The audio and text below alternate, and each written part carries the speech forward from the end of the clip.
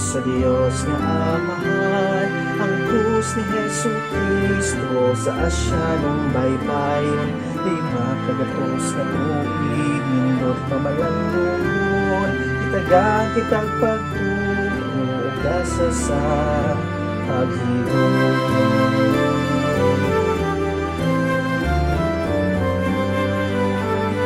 Ebanghelyo atong gasa sa batong misyon, sa kabusog kamataan, pagsangyo sa kaluwasan, sa tibuok kalibutan, ang mensahe sa kaluoy, atos ng katao, ang iyang hatid sa pagkapit.